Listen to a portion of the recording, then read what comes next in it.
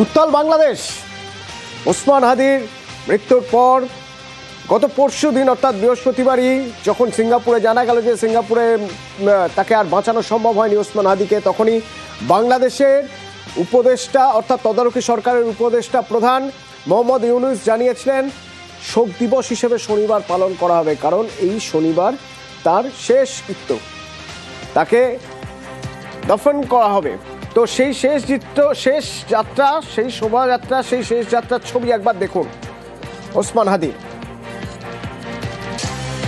দেখা যাচ্ছে যে সেখানে কাতারে কাতারে মানুষ, এবং এই শেষ যাত্রায় সেখানে ভারত বিদ্বেষের স্লোগান।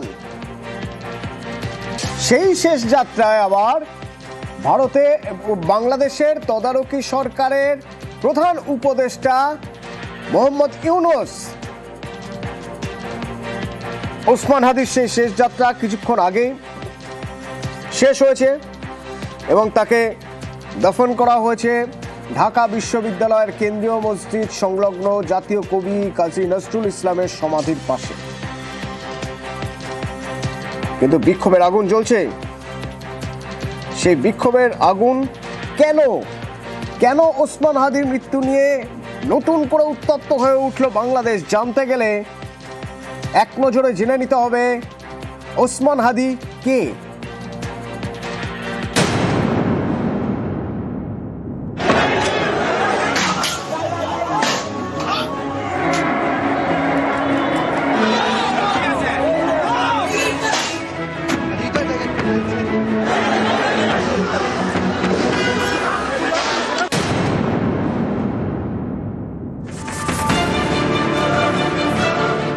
ওসমান হাদি জনপ্রিয় ছাত্রনেতা, ইনকিলাব মঞ্চের আহ্বায়ক, যার হত্যাকে কেন্দ্র করে ফের আগুন জ্বলছে বাংলাদেশে।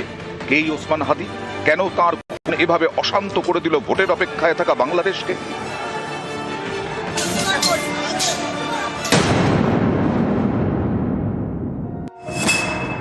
জন্ম বরিশালে, বাবা মাদ্রাসার শিক্ষক, 6 ভাই বোনের মধ্যে হাদি সব থেকে ছোট। মাদ্রাসার পাঠ চুকিয়ে ঢাকা বিশ্ববিদ্যালয়ে রাষ্ট্রবিজ্ঞান নিয়ে পড়াশোনা, শিক্ষকতা করতেন ওসমান হাদি। এহেন হাদি হয়ে ওঠেন হাসিনা বিরোধী জুলাই আন্দোলনের অন্যতম প্রধান মুখ। ফেব্রুয়ারির সাধারণ নির্বাচনে ঢাকা থেকে ভোটে লড়ার কথা ছিল হাদির। জিতলে প্রশাসনের শীর্ষ স্তরে বসার সম্ভাবনা ছিল তার।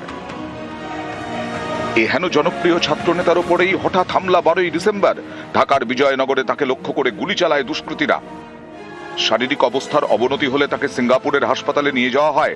বৃহস্পতিবার সেখানে মৃত্যু হয় হাদির। এরপরেই বাংলাদেশের রাজপথে আছড়ে পড়ে বিক্ষোভ। এই ক্ষোভকে কাজে লাগিয়ে ময়দানে নেমে পড়ে ভারত বিরোধী শক্তিগুলি। কারণ ওসমান হাদি শুধুমাত্র আওয়ামী লীগ বিরোধীই নন, তিনি ছিলেন ভারত বিরোধীও। তাঁর ভাষণে বারবার উঠে এসেছে গ্রেটার বাংলাদেশের প্রসঙ্গ। ভারতের উত্তর পূর্বের বেশ কিছু এলাকা দখল করে গ্রেটার বাংলাদেশ তৈরির পক্ষে সওয়াল করতেন হাদি। তাই হাদি হত্যার দায় দিল্লির ঘাড়ে চাপিয়ে দিতে উঠে পড়ে লেগেছে মৌলবাদীরা। এমনও রটানো হচ্ছে যে হাদির হত্যাকারীরা নাকি পালিয়ে ভারতে চলে এসেছে। সেলফি তুলে সোশ্যাল মিডিয়ায় নাকি তারা পোস্ট করেছে। অথচ গত কয়েক মাসে হাদির একের পর এক ভাষণে লুকিয়ে রয়েছে অন্য ইঙ্গিত। ওসমান সম্প্রতি সুর চড়াচ্ছিলেন ইউনুস প্রশাসনের উপদেষ্টাদের বিরুদ্ধে, কারণ ভোটের আগে ঘুঁটি সাজাতে শুরু করেছে বিএনপি এবং জামায়াতে ইসলামী। তাদের সঙ্গে যোগাযোগ রাখছে ইউনুসের উপদেষ্টা মণ্ডলীর সদস্যরা। গোটাটাই চলছে ছাত্র নেতাদের এই বৃত্তের বাইরে রেখে। এমনিতেই জুলাই সনদ তৈরি করা হয়েছে জুলাই আন্দোলনকে নেতৃত্ব দেওয়া ছাত্র নেতাদের বাদ দিয়ে। তা নিয়ে আগে থেকেই ক্ষোভ রয়েছে।